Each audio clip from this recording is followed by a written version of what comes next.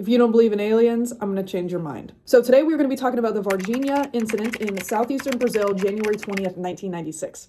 I've done all my research, compiled it into a document like I normally do. I'm going to include supposed proof, show you everything I got as usual. So the original story was a group of 3 women ranging from 14 to 22 years old claimed to have seen a 2-legged creature crouching on a small abandoned land in the suburbs. They described it as around 5 feet tall or 1.6 meters, a large head with a very thin body, brown and oily skin with V-shaped feet, large red eyes, and it seemed to be wobbly or unsteady as if it was hurt or sick. 2 sisters fled the location and told their mother they had seen the devil, and when the mother went to see what they were talking about, she smelled a strong ammonia-like odor and saw the creature's footprints and saw a dog sniffing around the area. Rumors began appearing throughout the city regarding UFO sightings and alien creatures being abducted by the military. A man named Nie Nadia was a local news reporter who handled the case. He received a report that some girls had seen a creature, and he decided to investigate and found that the military had set up a blockade. When he approached, they told him he couldn't check it out. He asked why, and they said it was a matter of national security. 2 other news reporters working with him went to interview the staff at ESA, the hospital where the alien was supposedly being kept. They managed to ask one question to a sergeant, who then went inside the room the alien was being kept in. When he came back out, he warned that if anyone asked another question, they would be arrested. A radiologist dealing with this whole case claimed to have taken x-rays of the creature, and the ESA brought a body bag, and he took the x-rays, but he was never allowed to see the images. He said that after they took the creature back, the smell of ammonia lingered for days, even after disinfection. And obviously in a hospital, they disinfect the shit out of everything, so that's crazy. 2 days later, after all this happened, another similar creature was allegedly found lying along the road. 3 military trucks were supposedly sent to retrieve it, and another alien of the same species was reportedly seen at the local zoo by one of the janitors. In the following months, 3 animals mysteriously just died. A former soldier also reported seeing armed troops and hearing metallic gunshots near the capture sites.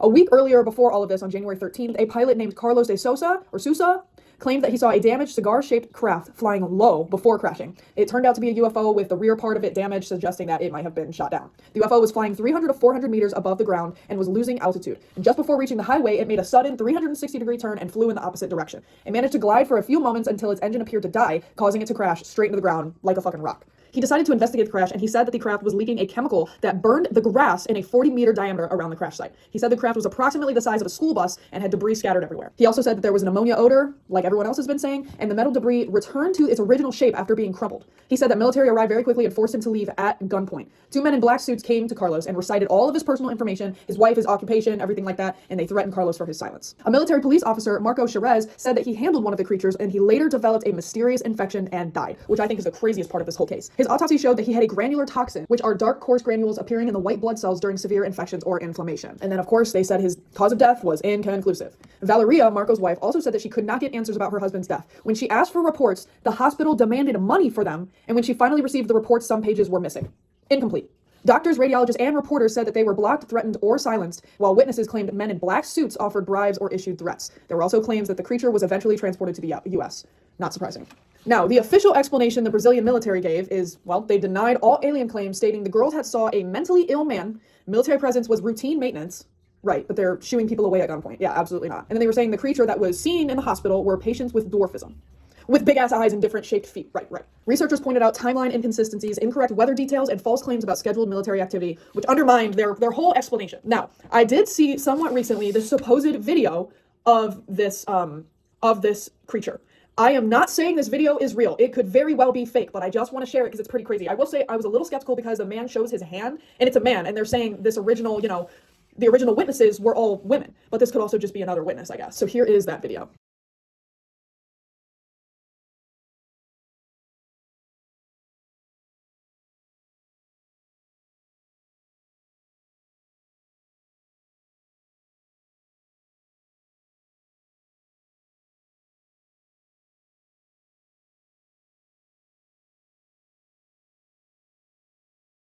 Again, like I said, could be fake. I have no idea, but it's still pretty crazy to look at regardless. Let me know what you guys think about all of this and what topics you want me to research next.